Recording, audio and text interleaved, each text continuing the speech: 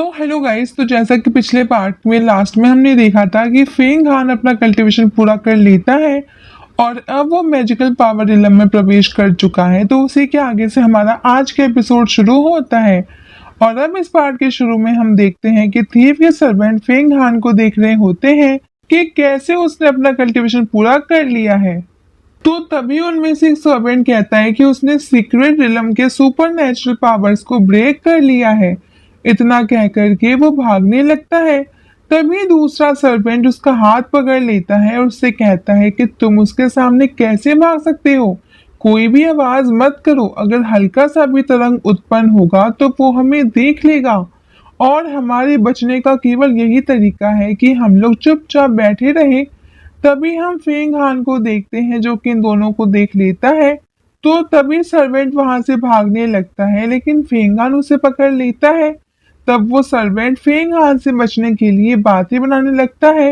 वो कहता है कि हम लोग भी यहाँ पर प्रैक्टिस करने आए हैं, हम लोग आपसे बाय चांस मिले हैं। तभी दूसरा सर्वेंट वहां पर आता है और कहता है कि हाँ, और हमने गलती से आपको कल्टीवेशन करते हुए भी देख लिया। वो लोग कुछ और कहते हैं उससे पहले फेंग हान ने उन दोनों के सर आपस में टकरा कर उन दोनों को बेहोश कर दिया।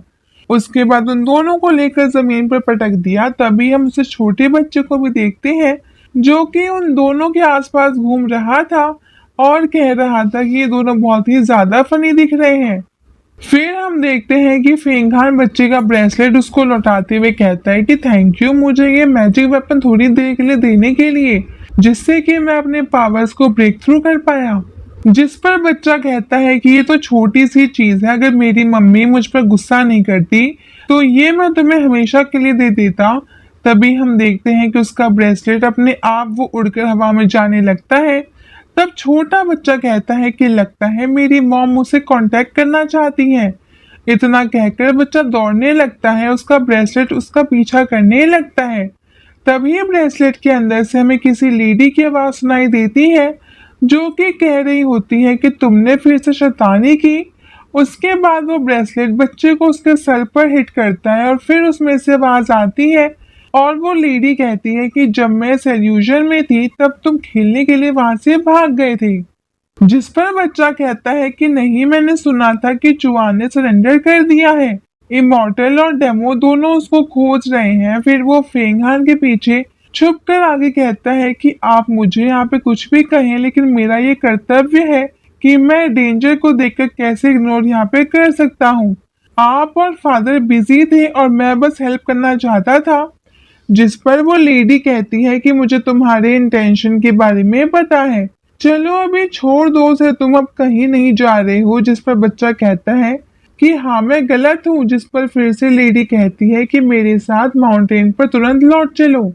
ये सुनकर के बच्चा बहुत ज्यादा वो खुश हो जाता है और वो ब्रेसलेट की तरफ वो उड़कर जाने लगता है।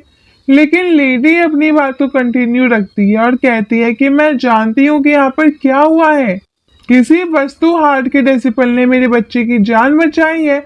मैं इतनी कंजूस नहीं हो सकती। ये स्टार जॉइंट मैजिक पिल है जिसे मैंने अभी बनाया है, ये ले लो, ये तुम्हारे लम को स्टेबलाइज करने में हेल्प करेगा और ये तुम्हारे हेवन और अर्थ के अंडरस्टैंडिंग को बढ़ाने में भी हेल्प करेगा।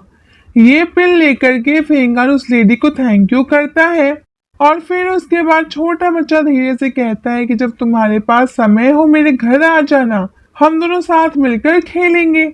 जिस पर वो लेडी कहती है कि तुमने अभी क्या कहा। जिस पर वो बच्चा कैसे बोलता है और वो उस ब्रेसलेट पर बने पोर्टल से अपने घर चला जाता है। तो उसके बाद भी लेडी कहती है कि मुझे उम्मीद है कि जो इमॉर्टल कॉन्फ्रेंस 5 साल में आयोजित होने वाली है वहां हम मिल सके। इतना कहकर के वो ब्रेसलेट भी वहां से डिसअपीयर। उसके बाद फेंग हान कहता है कि फेरी गेट। तभी वहां पे ड्रैगन आता है और कहता है कि ये इमॉर्टल स्टोन गेट है। हर 60 साल में एक बार फेरी डाउ कॉन्फ्रेंस होती है। उसके बाद ड्रैगन कहता है कि अभी हमारे लिए जरूरी है कि हम जेन मास्टर के बॉडी को जितनी जल्दी हो सके ठिकाने लगाएं।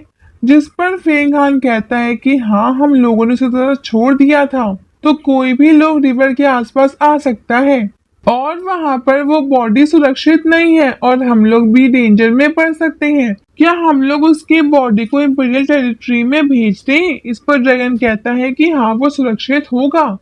उसके बाद फेंग हान वो मैजिक फिर बाहर निकालता है जिसे अभी उस बच्चों की माँ ने दिया था। उसके बाद फेंग हान कहता है कि बिना दूसरों को नुकसान पहुंचाए ही अपनी डिफेंस अच्छी तरीके से नहीं हो सकती है।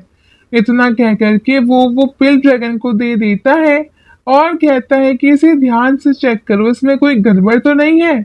ये सब सुनकर के ड्रैगन कहता है कि ये मोर्टेलिटी का रास्ता बहुत ही डेंजरस है, तुम्हें किसी पर भी वो इजीली ट्रस्ट नहीं करना चाहिए। लेकिन अभी पहले इन दोनों लोगों से छुटकारा पाओ। फिर फेंगान उन दोनों को दोबारा से उठाकर पटक देता है जिससे कि वो दोनों लोग होश में आ जाते हैं। और होश में आते ही वो लोग कहते हैं कि सीनियर ब्रदर, हम लोग यहाँ पर अंडरग्राउंड में केवल प्रैक्टिस करने आए थे। इसके बाद फेंगहान कहता है कि मैं तुम्हें एक और चांस देता हूँ, तो इस बार सोच समझकर बोलना। तब उनमें से सर्वेंट कहता है कि थीप ने हमें यहाँ पर जबरदस्ती यहाँ पर नजर रखने के लिए भेजा है, वही ये सब गलत काम यहाँ पे करता है। उसने बहुत सारे टैलेंटेड डेसिपल्स को मारा है और उसने आपके खिलाफ भी प्लॉट बिछाया है। उसे कभी भी माफ मत करना। हम लोग भी पहले उसे सेक्ट के डेसिपल थे, क्योंकि हम लोग बहुत ही ज्यादा कमजोर है और मॉर्टल है। हम आपके दुश्मन उस थीप को नहीं मार सकते। तब दूसरा सर्वेंट कहता है लेकिन कोई बात नहीं, अभी मैं तुम्हें मारूंगा नहीं, बल्कि मैं चाहता हूँ कि तुम लोग थीप के साथ ही रहो, मेरी आंखें बनकर। उसके बाद वो दो पेपर वेपर्स निकाल लेता है और कहने लगता है कि थीप को जाने दो, उससे मैं जाने देना चाहता हूँ। इतना कह करके वो उन दोनों पेपर वेपन्स को उनकी तरफ फेंक देता है और वो पेपर में उनके सिर में जाकर समा जाते हैं। उसके बाद फेंगहान कहता है कि तुम लोग अपने मन की शांति के लिए ज्यादा यहाँ पे कुछ सोचोगे नहीं। अगर मैं चाहूँ तो अभी तुरंत तुम दोनों की मानसिक स्थिति खराब कर सकता हूँ। तुम लोगों का स्पिरिचुअल प्रैक्टिस का पाथ अब यहाँ पे एंड हो चुका है। उसके बाद वो दोनों तुरंत फेंगहान के सामने आकर नील डाउन हो जाते हैं और फेंगहान उन्हें एक डेमन नाइट गिफ्ट करता है, जिसे पाकर वो दोनों लोग यहाँ पे हैप्पी हो जाते हैं और कहते हैं कि अभी से हम लोग आपके साथ हैं, आपके साथ मरने के लिए तैयार है, आपके एक इशारे पर। उसके बाद फेंगहान उन लोगों को कहता है कि मैं जब आऊंगा तो बताऊंगा कि तुम्हें क्या करना है, अभी तुम लोग जाओ। ये सुनकर के वो दोनों लोग वहां से चले जाते हैं। तब वो ड्रैगन फेंगहान से कहता है कि तुमने उन लोगों को ऐसे क्यों जाने दिया? जिस पर फेंगहान जवाब देता है कि जिन लोगों को जीवन का लालच और मरने का डर होता है उनकी कोई क्रिएटिविटी नहीं होती है, वो लोग केवल फायदा देखते हैं।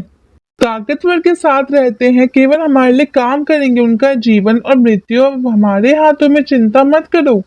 जिस पर ड्रैगन कहता है कि जब तक तुम उस सेट के मैक्सिमम लोगों को कंट्रोल नहीं करोगे, वो तुम्हारे इन्फ्लुएंस में नहीं होंगे, तब तक हमारा काम नहीं होगा। उसके बाद ड्रैगन डेमन गर्ल को फेंगहान के सामने लाता है और कहता है कि मैंने इसके बीच सीक्रेट स्टोन में चार्म ऑफ फॉरगेटफुलनेस इंसर्ट कर दिया है, जैसा कि मैं और तुमने मिलकर इसके इंटेंशंस को खत्म कर दिया। उसके बाद वो डेमन लड़की नील डाउन होकर कहती है कि एम्पायर मेरा ग्रीटिंग स्वीकार कीजिए, आप फ्यूचर में पूरे डेमो सेट को यूनिफाई करने वाले हैं, उसके लिए कॉन्ग्रेचुलेशंस। पहले से ये सुनकर फेंगहान कहता है कि एम्पायर, अगर कोई मुझे एम्पायर कंसीडर करता है तो इसका क्या रिजल्ट होगा? तुम मुझे एम्पायर क्यों बोल रही हो? याद रखो, तुम मुझे एम्पायर मत कहना, क्योंकि अब तुम में डेमन नहीं हो, अब से तुम्हारा नाम लीसिन होगा और तुम मेरी मेड होगी। जिस पर वो लड़की कहती है कि ठीक है। उसके बाद ड्रैगन तुरंत उसका अपीयरेंस चेंज कर देता है और हम देखते हैं कि ड्रैगन ने उस लड़की को बिल्कुल वैसा बनाया था जिस लड़की को फेंगहान पसंद करता था। और फेंगहान जैसे ही ये देखता है वो हैरान हो जाता है और गुस्से से ड्रैगन की तरफ देखने लगता है। ड्रैगन समझ जाता है कि फेंगहान को अच्छा नहीं लग रहा है, तो उसने उस लड़की का गेट अप फिर से चेंज कर दिया था। उसके बाद ड्रैगन वहां से चला जाता है और लीसिन अपने मन में सोचती है कि दोबारा से गेटअप चेंज क्यों किया। उसके बाद फेंगहान उससे कहता है कि चलो यहाँ से अब हमें चलना चाहिए। तब लीसिन सोचती है कि मैं अब थीफ के पास से नहीं भाग सकती, लेकिन अगर किसी तरह इन सभी घटनाओं की इंफॉर्मेशन सेट तक पहुंच जाए तो अच्छा होगा, कोई ना कोई रास्ता जरूर निकलेगा। इतना कह करके वो लीसिन भी ऐसे जाने लगती है। उसके बाद सीन शिफ्ट होता है और हमें एक सिटी को दिखाया जाता है जहां पर एक पर्सन एक रेस्टोरेंट और वेटर उनसे कहता है कि आप दोनों लोकल नहीं लगते, आप लोगों को हमारा स्पेशल डिश ट्राई करना चाहिए। जिस पर फेंगहान कहता है ठीक है, फेंग हान से कहता है कि मैं तुम्हें एक खास बात बताता हूँ। थोड़ी देर पहले यहाँ पर एक इमोर्टल था। ये सब सुनकर के लीसिन कहती है कि लोग इनलाइटेड होकर इमोर्टल बनते हैं। ये सुनकर के बेटर कहता है कि सुनो लड़की, तुम ऐसे नहीं कह सकती, देखो वो भी एक इमोर्टल है। ये कहकर के वो वेटर इस पर्सन की ओर पॉइंट आउट करने लगता है। तुम कैसे यहाँ पे वो कह सकती हो कि उनको मेरे से कोई मतलब नहीं है। मैंने एक इमोर्टल को देखा था, तब से मैं कभी बीमार नहीं पड़ा हूँ और मेरे साथ कोई भी परेशानी नहीं हुई है। और तुम्हें पता है कि फेंग मैंशन की सबसे बड़ी लड़की गुस्सा हो गई थी जब वो छोटी सी, तो एक्स्ट्राऑर्डिनरी क्वालिटी जो कि वो किसी भी नॉर्मल इंसान में नहीं होती, वो अब फेरी बनने वाली है। या फेरी के जैसे मैं उधर से कई दिन गुजरता हूँ, लेकिन मैं आज तक उसे देखा नहीं है, लेकिन मैं एक दिन जरूर देखूंगा। ये सब सुनकर के फेंगहान कहता है कि अच्छा ठीक है, अभी तुम नीचे जाओ और हमारा बिल लेकर आओ। फेंगहान के जाने के बाद वो वेटर वहां से चला जाता है। फिर हम देखते हैं कि फेंगहान को बाहर से कुछ आवाज आती है, तो वो देखने के लिए वो खिड़की के पास जाता है और वो देखता है कि एक मास्टर अपने स्लेव को पीट रहा होता है क्योंकि उसने वहां पे कुछ गलती की होती है। ये सब देख कर के फेंगहान को अपनी दिन याद आने लगती है क्योंकि उसके मास्टर ने भी उसे ऐसे ही ट्रीट किया था। फिर वही कहता है कि मैं भी क्या सोचने लग गया, नए कपड़े और घोड़े की मोर्टेलिटी के लिए बेकार है। यहाँ पे वो कितने लोग हैं जो अपनी डेस्टिनी चेंज करना चाहते हैं, लेकिन उनके पास कोई रास्ता नहीं है। और जो एक रास्ता है वो भी लंबे समय से मॉर्टल्स और डेमन द्वारा कंट्रोल किया जाता है।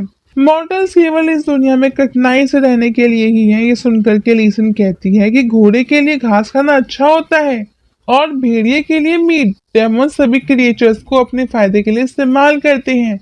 देखो इन लोगों को, ये सब चीट ही है, यही उनकी यहाँ पे डेस्टिनी है। ये सुनकर के फेंगहान कहता है कि मैं भी एक मॉर्टल ही हूँ, जो तुमने बात बताई वो कहीं से भी सही नहीं है। इस पर लिसन कहती है कि तुमने अभी यहाँ पे कुछ ही काम किए हैं और तुम उस पर रिप्लाई कर रहे हो, तो इस जगह का क्या। इस पर फेंगहान कहता है कि मैं भी बहुत ही हम्बल बैकग्राउंड से आता हूँ, जिसे यहाँ पे वो चढ़ाया जाता है, परेशान किया जाता है। थोड़ी सी भी गलती मेरे जीवन पर भारी पड़ सकती है। जो वो सो कॉल फेंग फैमिली के लोग हैं उनसे कई ज्यादा गुना मेहनत यहाँ पे करता हूँ और अपनी लाइफ को रिस्क में डालकर आज मैं यहाँ पे तुम्हारे सामने बैठा हूँ। उसके बाद फेंगहान कुछ सोचता है और ड्रिंक पीते हुए कहता है कि डेस्टिनी में अपनी डेस्टिनी को चेंज करके रहूंगा। मैं यहाँ पे डेस्टिनी में भरोसा नहीं करता, मैं अपनी डेस्टिनी को यहाँ पे मैं अपने आप लिखूंगा। मैं पूरी दुनिया में जो 369 लेवल है सभी को साथ में यहाँ पे मैं लड़ाई करूंगा और फिर से रिकनेक्शन करके सभी लोगों के लिए पाथ क्रिएट करूंगा जिससे कि सभी लोग इक्वल हो सके। और हम देखते हैं कि उसकी बात सभी लोग ध्यान से सुन रहे होते हैं और हम उस पर्सन को देखते हैं जो उसी रेस्टोरेंट में बैठा होता है और वहां से जाने ही लगता है। उसके बाद लीसिन कहती है कि सुन के अच्छा लगा। फिर सीन शिफ्ट होता है और हम देखते हैं कि फेंगहान और लीसिन दोनों एक जगह से जा रहे होते हैं। तभी उनके ऊपर से कोई जादुई चीज गुजरती है जिसे देख करके लीसिन कहती है कि ये तो तियान सेक का ट्रेजर है जो कि कई सालों से खोया था, ये अचानक से यहाँ कैसे आया। तभी फेंगहान लीसिन से कहता है कि चलो देखते हैं। उसके बाद वो दोनों वहां से चले जाते हैं और यहीं पे